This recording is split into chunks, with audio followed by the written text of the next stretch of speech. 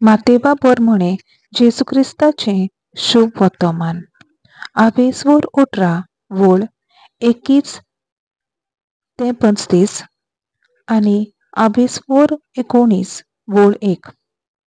तेदना ताचे सुरचे वचून पेद्रून ताका म्हणलें, सायबा, कितले पावटी म्हज्या पेल्यान म्हजेर पातक केल्यार हांवें ताका बुकसूंचो?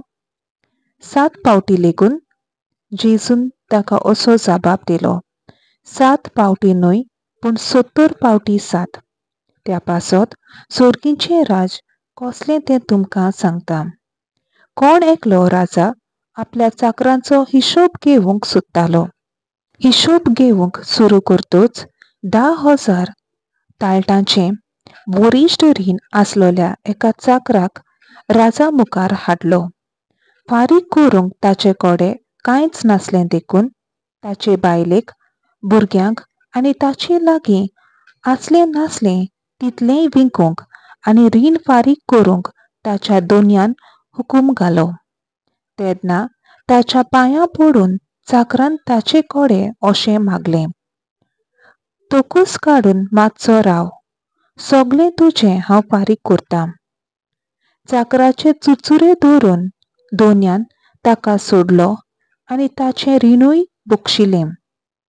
हो चाकर भायर गेल्या उपरांत ताका फकत 100 हलके दिनार देबो आसलोलो एक वांगडी चाकर ताका मेळ्ळो आनी ताका धरून तो ताची ओमठी पिळूंक लागलो. ताणें म्हणलें, म्हजें रीण फारीक कर. पूण ताचो वांगडी ताच्या पांयां पडून ताचे कडेन अशें मागूंक लागलो, तोकूस काडून मातसो राव, सगलें तुजें हांव फारीक करतां.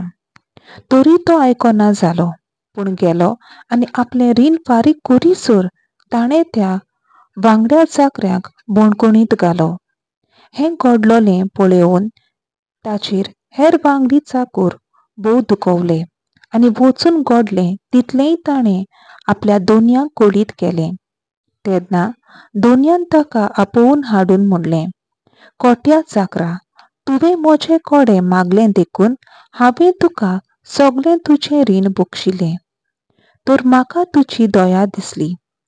तशीच तुका तुज्या वांगड्या चाकऱ्याची दया दिसूंक नाका आसली?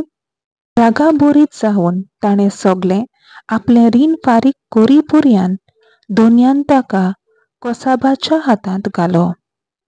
तुमी जण एकलो तुमच्या पेल्याक काळजाक लावन बक्षिना जाशात तर म्हजो सोर्गींचो बापूय तुमकांय बक्षिचो ना.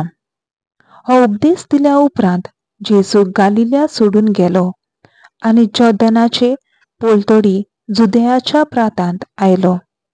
देवाचें उतर हें. देवाचो व्हड उपकार.